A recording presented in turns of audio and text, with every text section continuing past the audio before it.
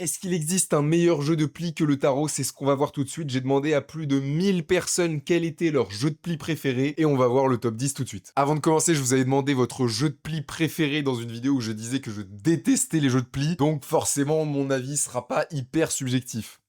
Objectif, c'est le mot. Mais justement, le but, c'est que je découvre des jeux de pli pour me sortir de mes a priori. On commence comme d'habitude avec quelques mentions honorables qui n'ont pas pu arriver dans le classement. On a Jekyll versus Hyde, un jeu de pli que j'ai beaucoup aimé. C'est un jeu de pli à deux, ce qui est vraiment assez rare pour le signaler. Et en plus, c'est asymétrique, chacun a une condition de victoire différente. Ensuite, on a Lose à 26 voix, qui est un jeu de pli où on ne voit pas ses cartes, on doit les mettre face à ses adversaires. Et du coup, on doit parier en fonction de ce qu'on voit des autres mains. Ensuite, on a le Roi des Nains à 26 voix, et juste avant la 10e place, on a Tichu à 28 voix. En 10, on a Rebelle Princesse à 39 voix. C'est un jeu dans lequel le but c'est de pas gagner certaines cartes, il y a des nouvelles contraintes à chaque manche, chaque joueur a un pouvoir asymétrique, ça a l'air d'être un jeu pour enfants, mais finalement c'est beaucoup plus compliqué que ça. Ensuite en 9, là on a un gros problème, parce que je sais pas si c'est vraiment un jeu de pli, c'est Présage à 40 voix. En soi, tout le monde joue des cartes avec des chiffres et le plus fort l'emporte, il n'y a pas vraiment de notion de pli, le but du jeu c'est vraiment de défausser ses cartes. Je sais pas si vraiment on peut dire que c'est un jeu de pli, mais bon je vous l'accorde parce que c'est l'un de mes jeux préférés. Ensuite en 8, on a Papayou à 44 voix. Je me souviens quand j'étais petit, j'avais cette boîte toujours chez moi et on s'était jamais chauffé pour lire les règles. Donc là, je me dis peut-être que ça peut être l'occasion. J'avoue, j'y connais rien du tout. Ensuite, en 7, on a Moustache à 46 voix qui pour le coup est un jeu de pli que j'aime beaucoup parce qu'il est très simple. Ça se joue en équipe et les équipes changent à chaque manche. Il y a beaucoup de contraintes farfelues qui viennent s'ajouter. Et puis, il y a des grosses moustaches, quoi. C'est quand même marrant. En 6, on a notre premier jeu classique, on va dire, avec la Coinche à 51 voix. Et avec juste au-dessus en 5, un jeu dont vous avez peut-être entendu parler, c'est Pili Pili à 52 voix. Pour le coup, c'est vraiment ce qui peut se faire de plus simple en jeu de pli. C'est ultra con, ultra aléatoire, ultra chaotique, mais du coup, j'aime bien.